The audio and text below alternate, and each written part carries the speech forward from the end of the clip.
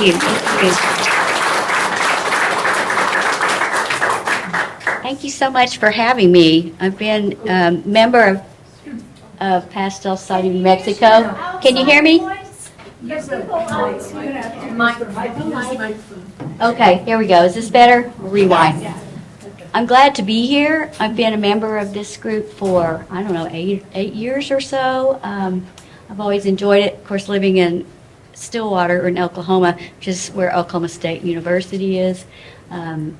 It's not easy just to run over here for your meetings, but they're also the same Saturday as the Oklahoma Pastel Society meetings too. Can you hold the mic? Oh, you want me to hold it? Hold it closer. Some people can't hear. I'm so sorry, and I'm kind of a quiet voice too. So is this better? Yeah. Okay, good. That'll work. Anyway, very glad to be here. When Sharon emailed to see if I could come do a demo sometime, it was like perfect to come in June because I was coming for IAPS. I wouldn't miss the IAPS conventions for the world, so I just came a couple of extra days early to do this. I'm just going to talk just briefly about my approach on painting with florals, or painting of florals, because we don't have a whole lot of time and I do want to do some painting. I thought I'd just show you some slides of a few pieces, and I have some of these here, and I'll just pass them around if you want to look at them up close. I mainly paint plein air. I love being outdoors. I've often said the best light in the world is the sun light. I love that strong light. Often look for backlighting. So I just love to do all of those things. And so that's mostly what I have here. But of course, sometimes I paint in the studio, and if I'm doing glass, I usually do that in the studio too. But that very first one, can you go back to that? That's I call it a daylily fancy pants. It's just like a double daylily. And I love to garden and I love flowers. So when pastels landed in my lap, it was like the perfect medium for being outdoors. And I wanted to study color, and I had some Rembrandts from art classes and some new pastels, which if you keep them in the box, they seem to last forever. And that got me started. I started out with Canson Metant paper, so I'd use that a lot in illustration. And there's a particular color in the Metant, kind of this dusky purple. This is actually Color Fix, Art Spectrum's Color Fix, and this is what I use more than anything. It's my workhorse. I love. It's just a very versatile surface. There's a Metant color, or one of the Metant colors is this, and I used to use that a lot in retail illustration. You could do pen and ink and then some graphic white on top of it, and it worked for ads. Then I went to an art meeting. Imagine that. It was the Stillwater Art Guild, because someone said, oh, there's a pastel artist coming. And she was Becky Way from Oklahoma City, and she brought her Terry Ludwig pastels and her sanded paper and her senneliers. I was amazed what a difference it makes. I mean, I love, Metant is wonderful. You do beautiful drawings. I know a lot of artists do beautiful finished paintings like Lorenzo Chavez and others, and they're all fabulous. But for me, I wanted to do more. I wanted more layering, and that's exactly what sanded paper and soft pastels and hard pastels, but on that sanded paper, that's what works for me. I like starting with a dark surface. I've got kind of a fairly dark surface here, and then just put down the dark shapes and then just build the light gradually on top of that.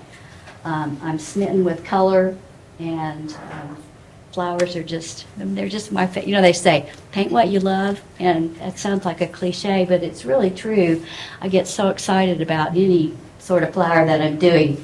So can I just pass these around? You all want to look at these? Yeah. Because sometimes it's easier you can see it in person.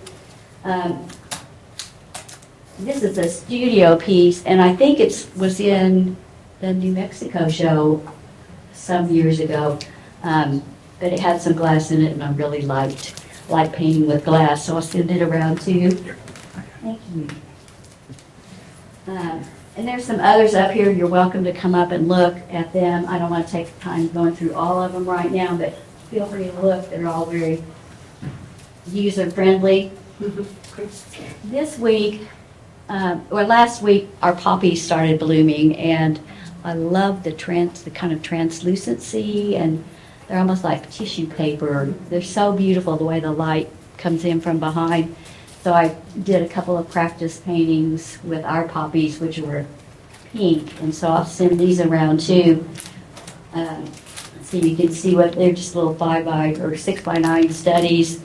I always look for backlighting if I can and find some strong shadows, and then look for good pattern. So I'll send these around too. And then I came to New Mexico, and I was in Taos earlier this week for a few days visiting a friend who's a fabulous artist and gardener, and his poppies were blooming, and I had plans for wasn't sure exactly what flowers, because when you're doing fresh flowers, you have to wait till right before to get your flowers. But his were lasting and lasting, and I did some practice runs. You have to sear the stems so they'll stay fresh. Well, that worked fine. It worked fine in my studio. They stay for 2 or 3 days. So I did that yesterday. I cut flowers, seared them, had them all gussied up and in my car. And they were fine until about 3 o'clock. Yes. I mean, I had a little air conditioning on there. I thought they'll be fine. Well, they're not. So this is what happens when you work with fresh flowers. But you just like any plein air, or actually just art in general, you have to just roll with what you have. So I did at least, I don't know if you can see, but I masking taped it back together. Because I also wanted to be able to refer to this glass while I'm painting. Because I really like working from life, for me, works the best. Generally. I should pass this around too. Judy, when you say sear, what do you well, mean? poppies won't draw up water when they're cut, so you can either put them in a flame like a gas burner on the stove for about 30 seconds, and it just seals the end of it and just holds the water that it already has, and it will keep, and it works for like 2 to 3 days, depending on how fresh they were when you cut them. Is that just for poppies? Well, there may be some others that are like that, but that's the only one in our garden that is like that. You can also just stick them in boiling water, just the tip in boiling water for 30 seconds. But that, I don't know, I didn't want to steam the poor things.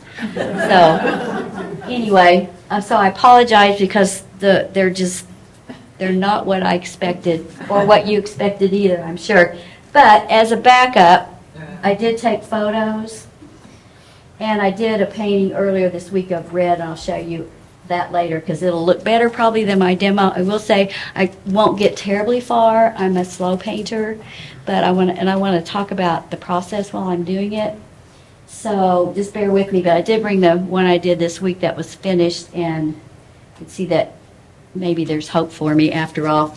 Let me talk about this surface. This is UR 800. More often I used color fix, as I said, and this is aubergine. I really love it. But sometimes if I'm working quicker, the 800 works faster because you don't have to. I love the texture that color fix has, but it takes a while for the places that you don't want texture. You have to fill that in, and this is just a quicker way using the 800. But for me, I like working, as I said, with a darker surface to start with.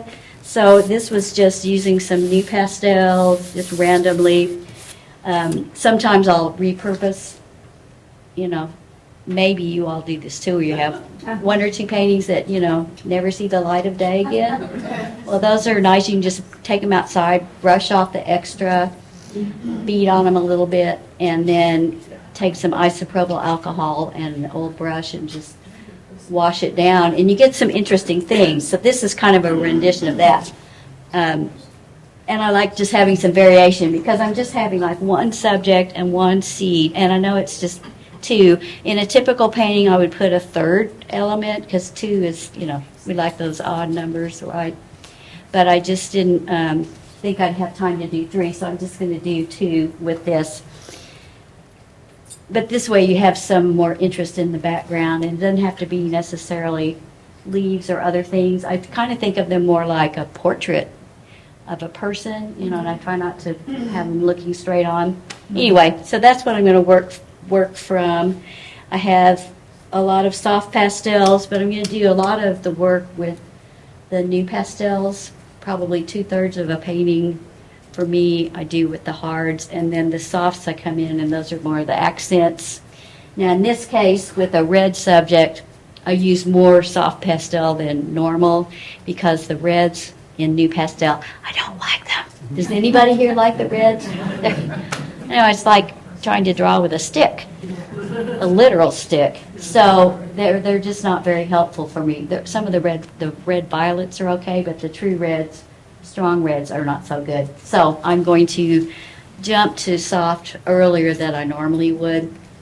That's just how it is. If you have questions, just holler at me. I'm fine without trying to answer them. And if I need to speak up, just let me know. Did you want to go through the rest of the slides? Okay, now let's do that just briefly. Let's go Okay. through. There's, you see, I just kind of like those simple subjects. That made the Fine Art Connoisseur magazine last fall, in their botanical portfolio.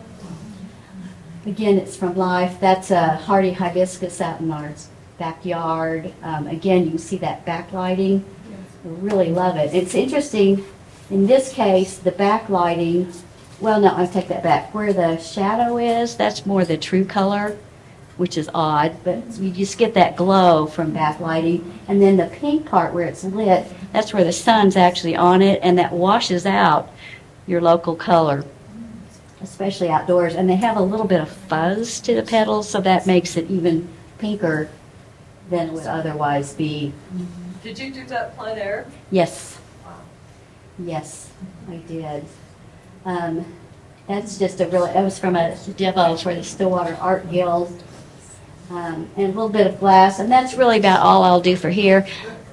My focus is not so much on a whole composed still life. I really just want to zoom in. When I was a graphic designer, I loved logos. It was my favorite thing to design. It's just this neat package in and of itself. Those of you who do graphic design, I'm sure you had favorite, pieces that you like to do. So this, again, is just zoomed in, so you have a little bit of that. And this is on that aubergine.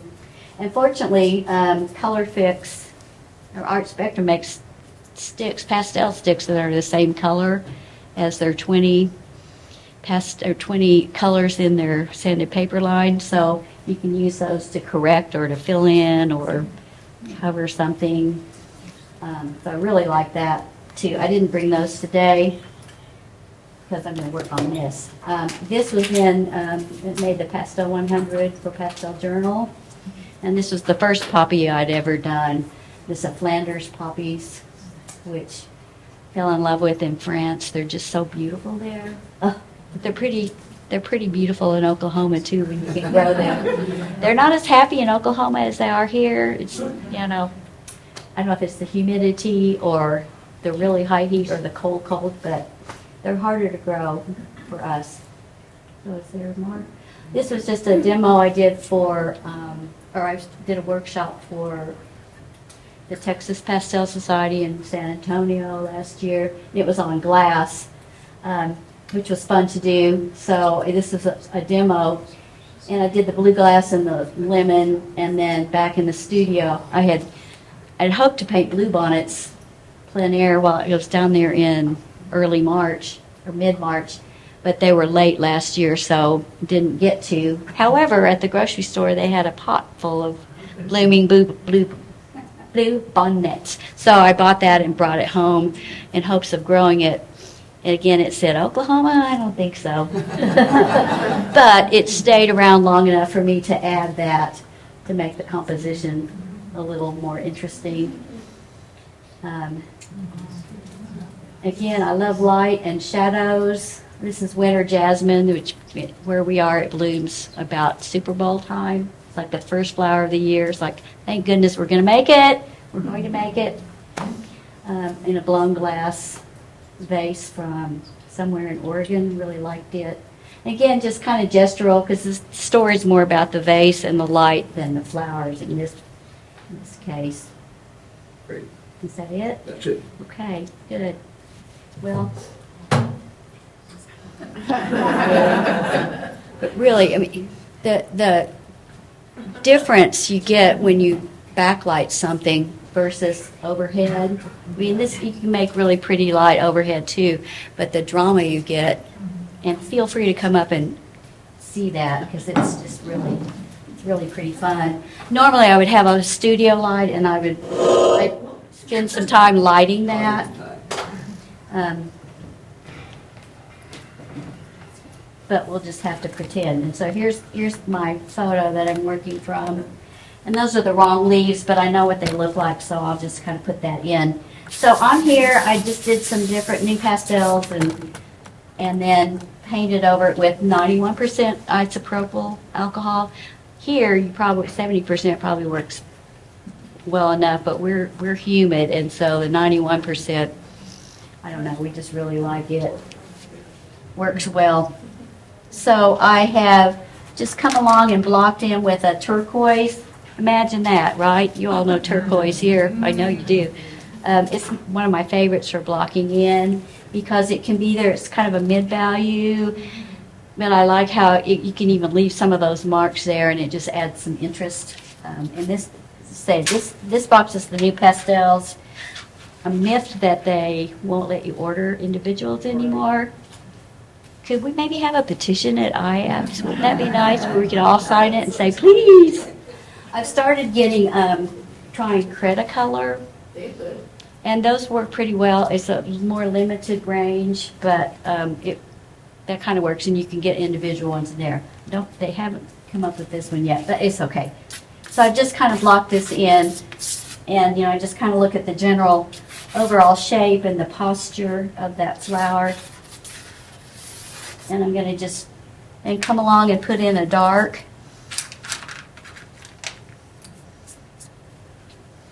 This is, it's either a burnt umber or a dark red violet. And I'm really just going to do the whole shape of this. I like to, if I can, let at least one petal or some part just go off the page. And I try to let those, the marks that I'm making come out from the center, which is how the most of the ridges are.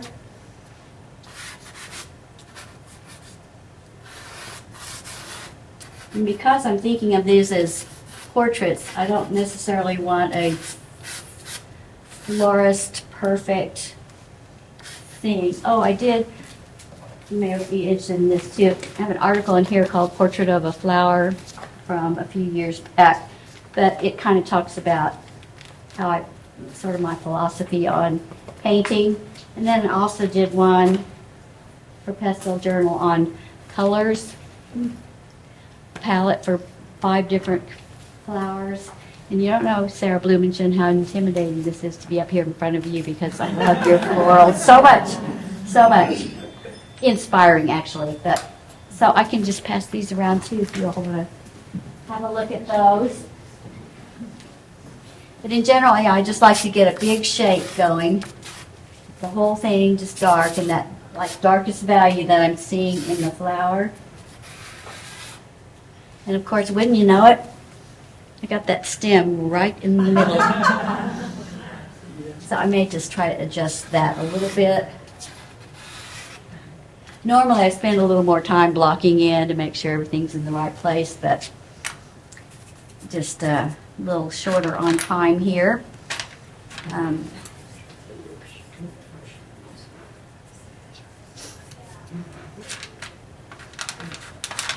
When I have red, I like to use purples too, especially in the shadows, because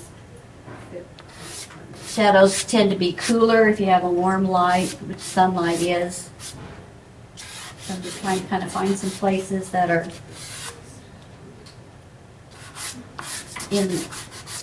more shaded than the others.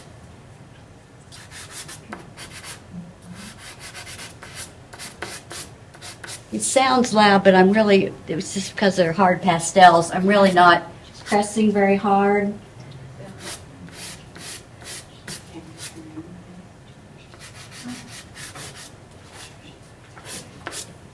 Man, don't we love pastels? I had no idea they could do this sort of thing. I use them in art classes, but little drawings, I had no idea you could layer, you could scumble, you can, underpaint with them, make ripples and marks and tweaks. Oh, it's just infinitely interesting. So I've been doing this for 20 years.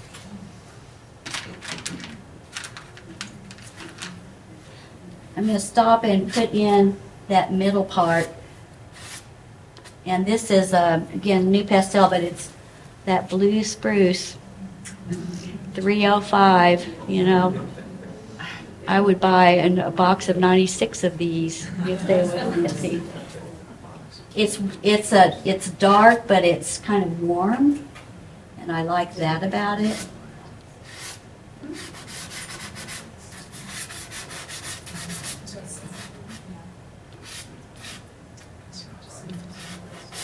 I'm also going to use that on this stem. I'm going to move over a little.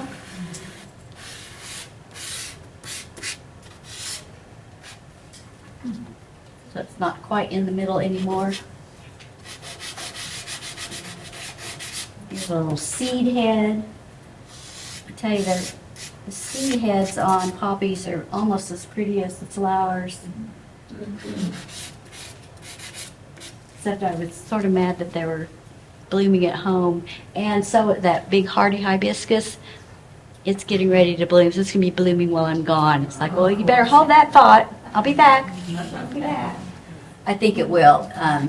But it's a young plant, so I don't know how long they're going to last, but surely they'll bloom for more than a week.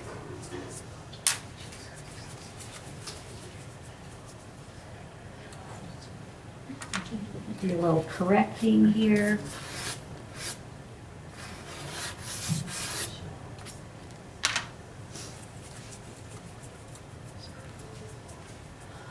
After I get the darkest darks in, then I try to find just the next value up from that and start putting it in. I'm really not going to do anything in the background, just let it be kind of fuzzy. There is a little,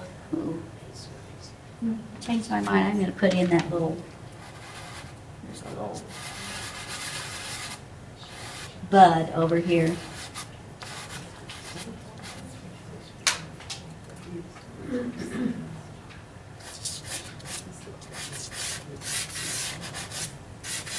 And again, this is not like brilliant composition, but it's just kind of a fun study, the demo.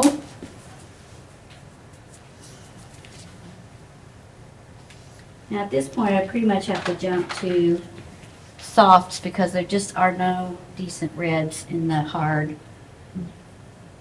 So where's that one?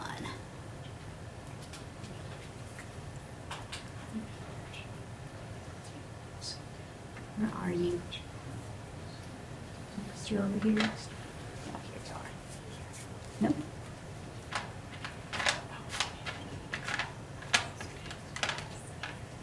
Maybe use this.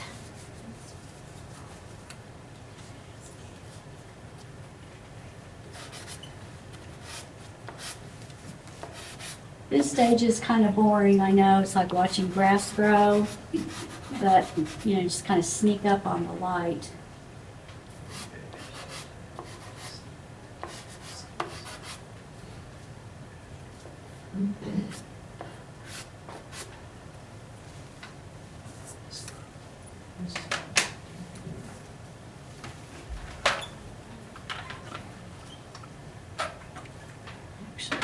No. Trying to find light, excuse me, just one moment.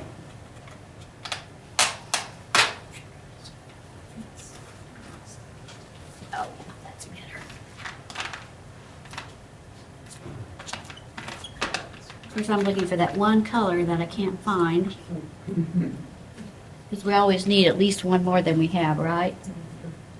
Always looking for those other colors. Here it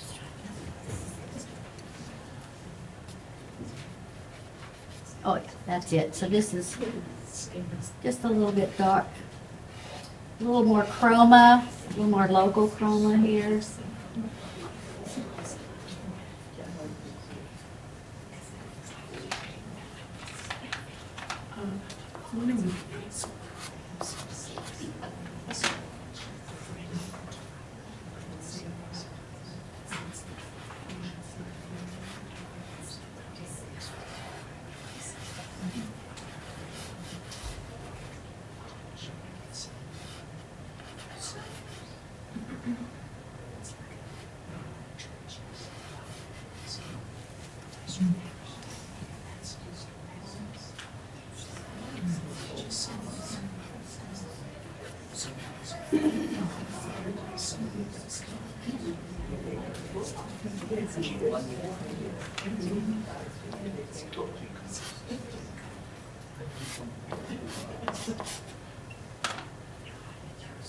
Judy, do you use alcohol just on the underpainting, or do you use it other times? No, just on the underpainting. After that, I'm usually through with it. Okay.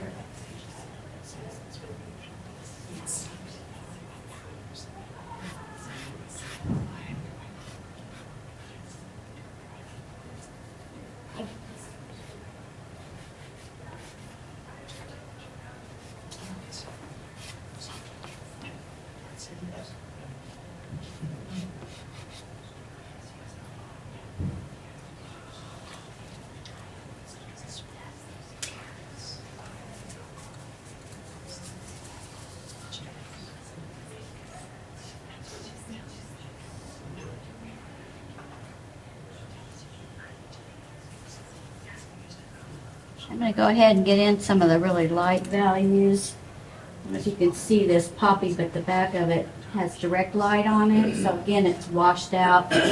It's not, in real life, it's not as orange, even though I adjusted the exposure of the photo. It's not quite that orange, but it's still far from the actual color. Still washes it out quite a bit.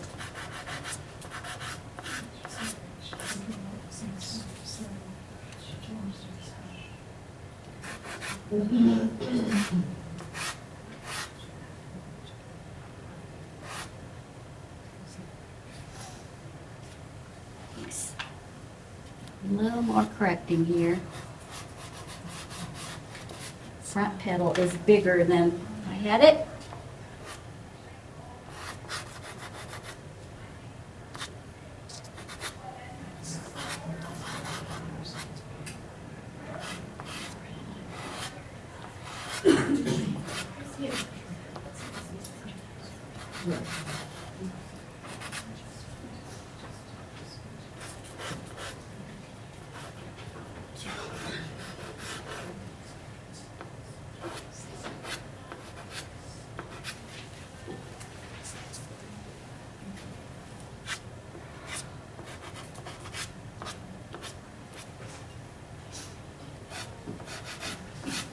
And when I have a stick in my hand, I look around and see where else I might see that same color.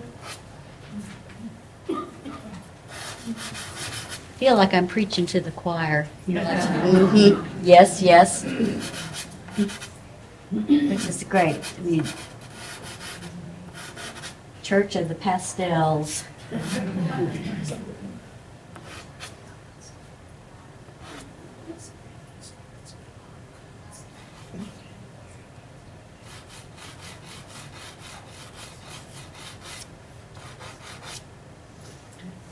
Do you select your pastels at the beginning?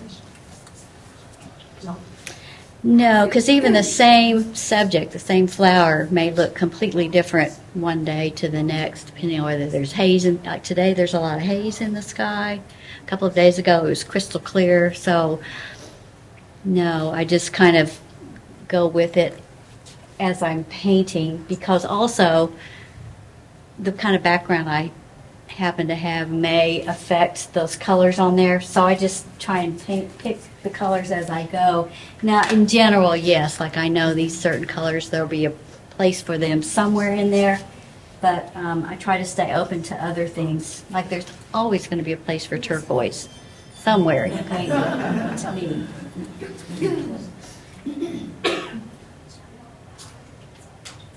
Okay.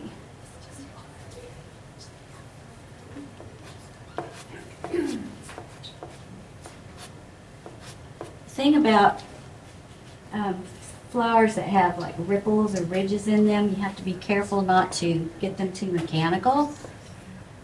So to keep them random, and I'm going to try to be somewhat loose, and I'm trying to get looser as I get older, since my brain seems to be getting looser.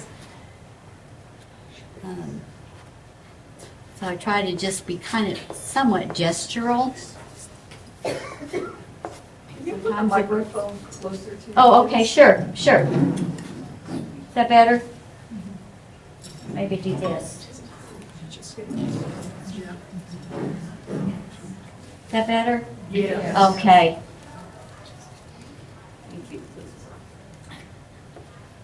Thank you. I need all the art directors to help me with this.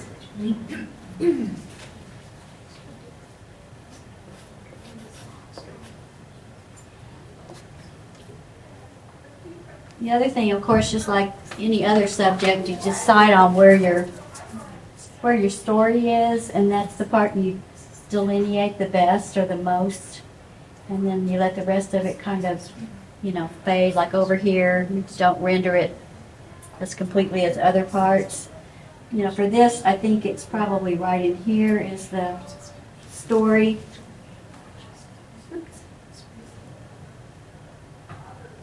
It's here where you've got that contrast between the green and the dark center, and then this glowing red petal.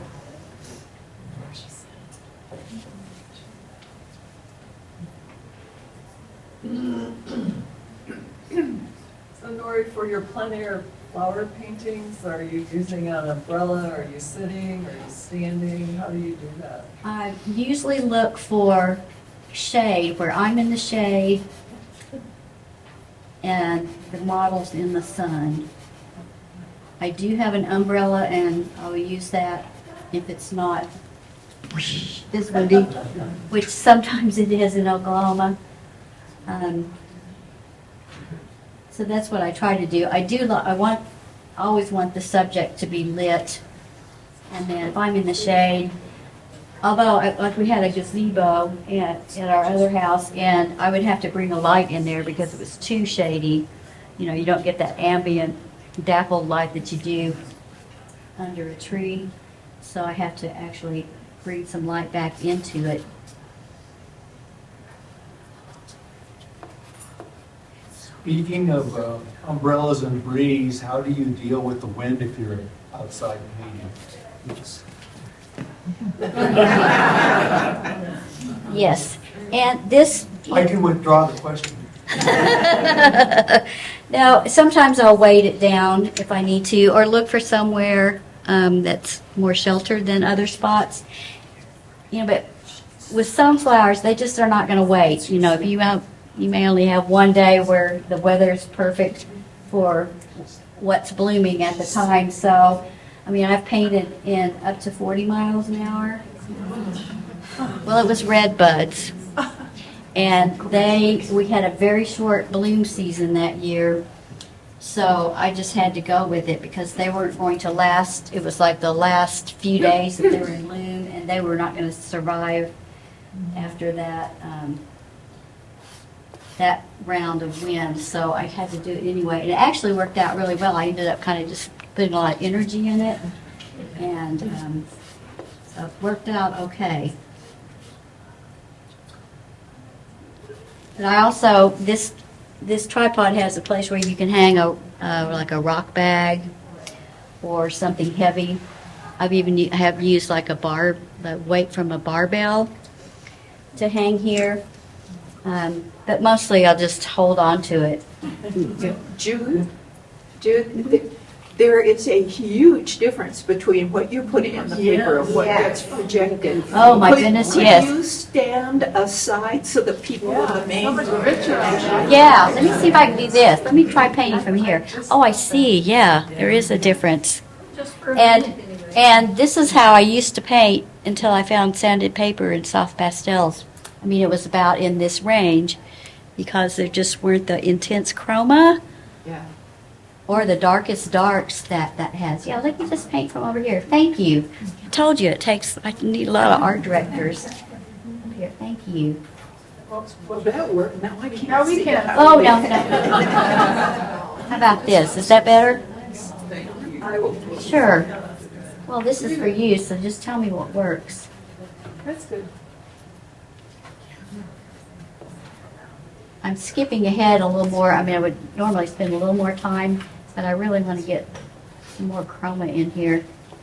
Plus, can someone just kind of let me know about time as we're doing? You have 20 minutes.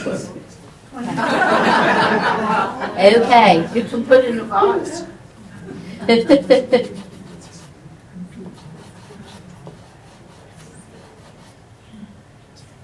Terry Ludwig has a set of sunrise sunsets, which are great for those, but they're also great for florals. And that's what this one is from. Some of the sticks in there are harder than his usual pastels are, but they're still a beautiful color. Will you speak about the glass a little bit? Sure. Let me just get that in here too. When you paint glass, really, because it's clear generally, what you're painting is the light that's bouncing off of it or is coming through from the back side. So in this case, like here, I'll pretend we have make this a big.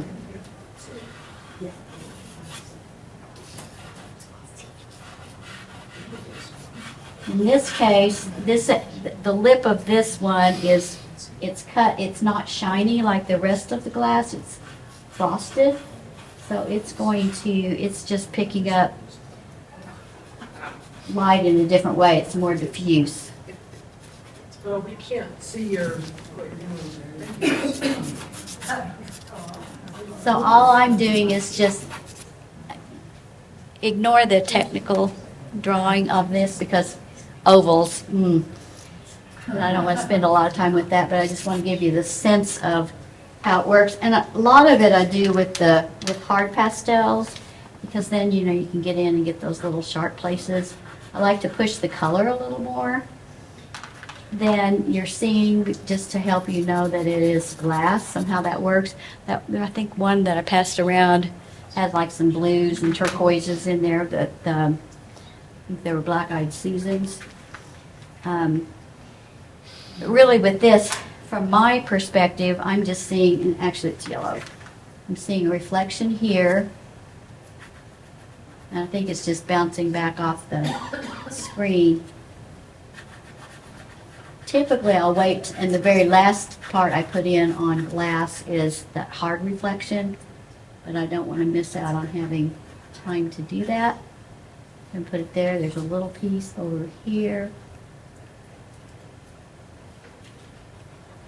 Behind there.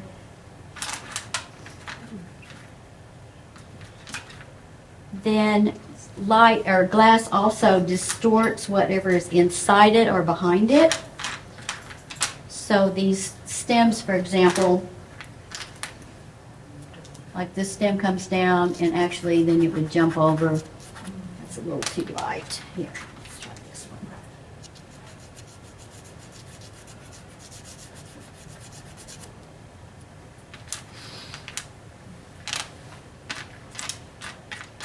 Do you ever lose the pastel you just had in your hand? Back in here? Happens all the time. Although I did have an amazing thing happen the other day. Painting plein air, was in green grass and I dropped a pastel. Oh. But it was a red one. Typically it's the same color or value as whatever it lands on. I thought, well, that'll never happen again, but that was pretty amazing. Okay, so I'm just trying to get this background back in here. Just a little, so it shows like it's jumps over. It also, glass also dampens whatever is in here, because glass acts just like water does, or like a screen window. It just obscures, dampens. Nothing's as light or as dark as it was before. It's probably hard to see there, and I haven't put any light on the stems to show you at all, but typically then you'll find there'll be some place where you're getting a little color picked up from whatever's in there, or like there would be a leaf or something and you would see some of that back down in here too. Another way you can, I mean, I don't like to rub at all, but for some things it works out okay, and that's one way you can gently obscure, especially when you're in a hurry. You can do that. That also works too for some places where you're wanting to obscure or, you know, lose an edge and you're in a hurry.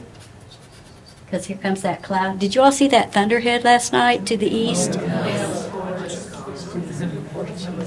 There's a guy, he's an oil painter, but there's a guy named David Holland. Look up, he's known as the cloud guy. He lives in Oklahoma City. Some of you may know his work. Phenomenal clouds.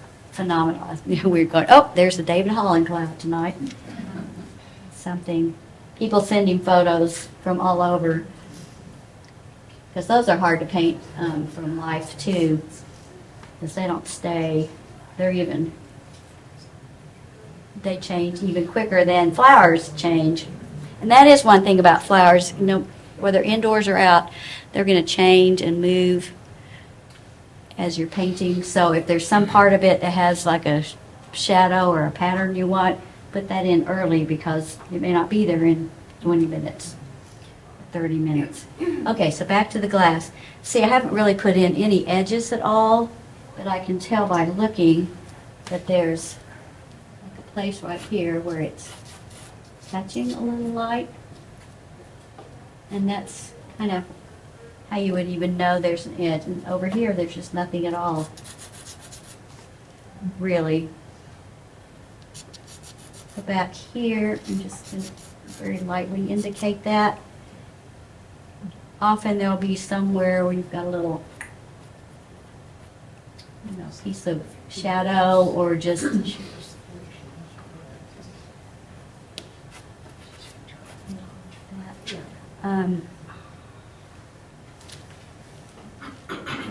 just the reflections that you have on here, like the really hard ones, you just need to make sure that they match the light. Like this is a warm light, it's yellow, so you want to use, you know, a light value that's more in the yellow range than like a blue. I don't know if you all can see the difference there. They're both about the same in value. This one's blue, it's cool, and this one's warm. So you wouldn't want to use this unless you have also a second light source, like a window. I mean, if you're getting some sky light coming in, then this would work. But in this kind of a setting, you would want to stick strictly with a warm reflection. And see, there's just a tiny,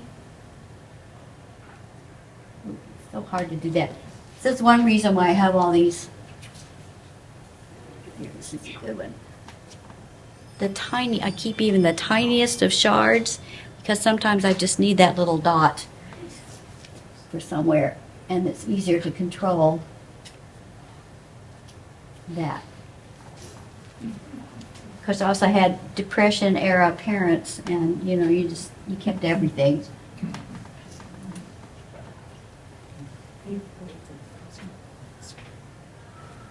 Okay, on this other side, there's a little dark spot. And here, see, I'm just using the side. I prefer to use the side of pastels rather than the end. You just get a more informal mark with it.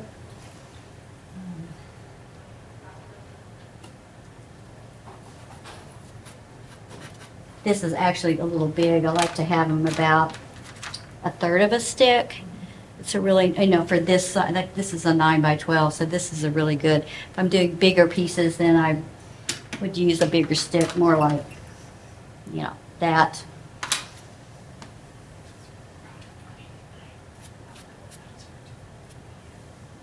Does that sort of show you about glass? It's just I mean, that's like a 5-minute thing. I do see one other thing.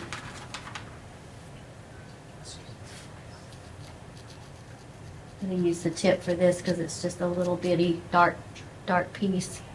Yeah, really, another one of my favorite new pastels is the Blue Violet. It's $2.44. It's just a little bit darker version of this color.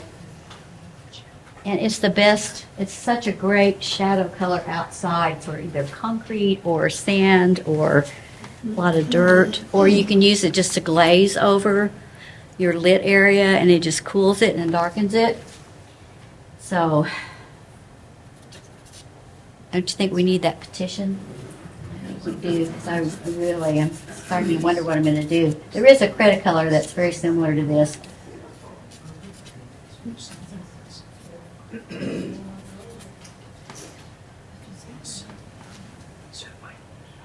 Let's see what else I can get in here.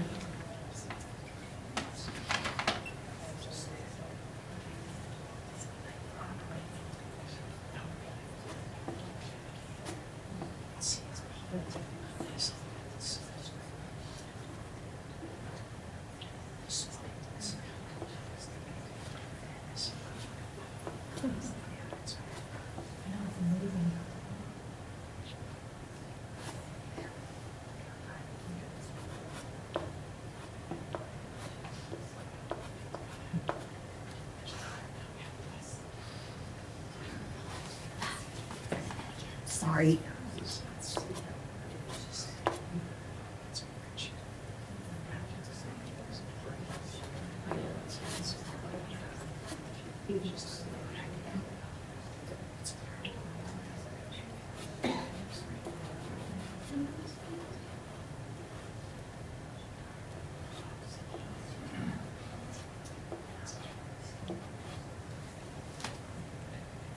There's usually just a little bit of reflected light underneath here.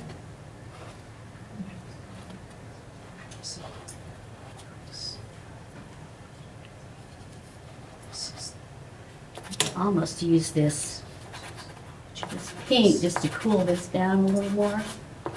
And then knock it back.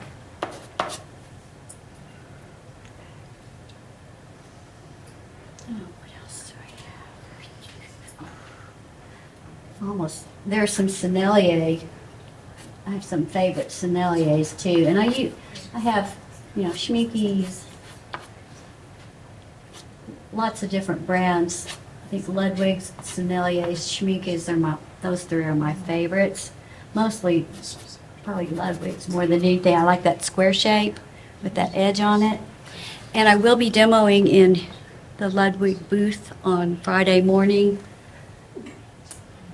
10 to 1, if I can fit in between all the customers. The whole trade show, it's going to be so it's always so popular. But I'm thrilled to be painting there.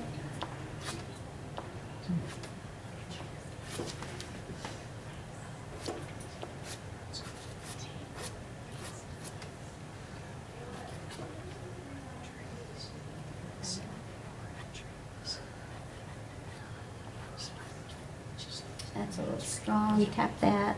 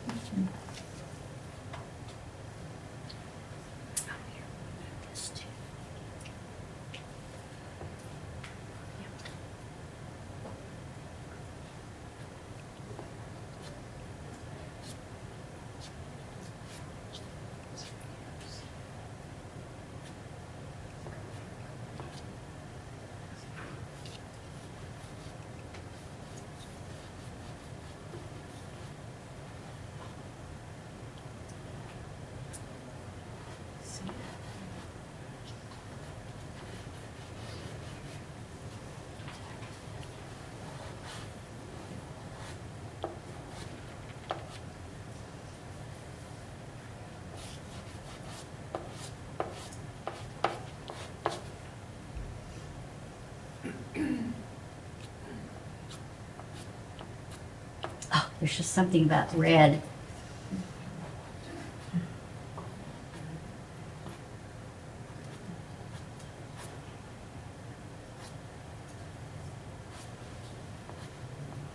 I like painting poinsettias too.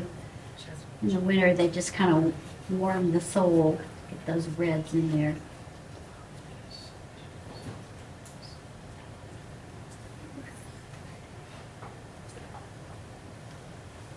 And if you can see, I'm just rolling, even though this is a square stick, I'm rolling it just to get kind of a random edge.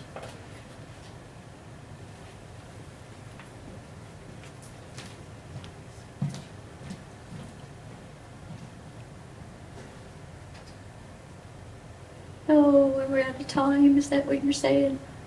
5 minutes. Oh, okay. 5 minutes. All right.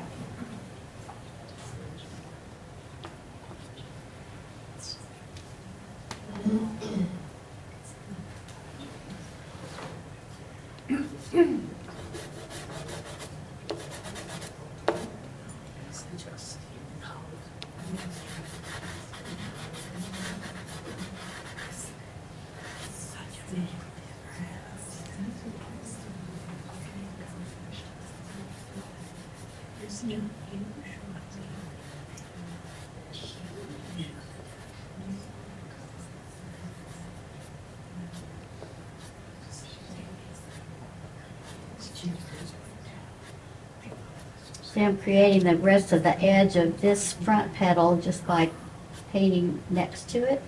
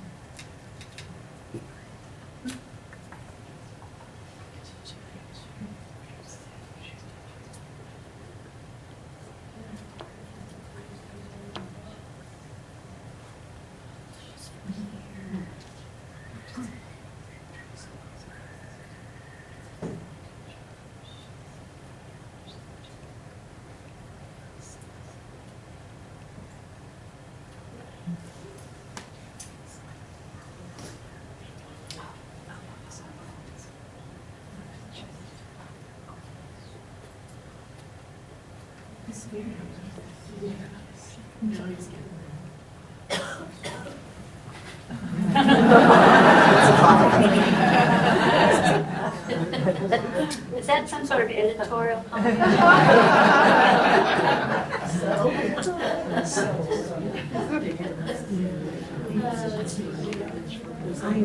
Hopefully this is enough to give you a general idea. Good job, Nichols. Yes, it was really good.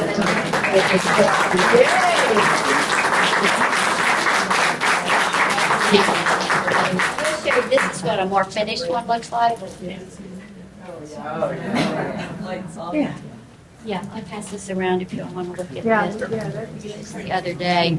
So that's where I will be in another couple hours. Yeah, another hour. But it's getting there. Oh, yeah. Yeah, the farther back you get, the back row probably looks. So that's kind of it. Well, thank you all for having me.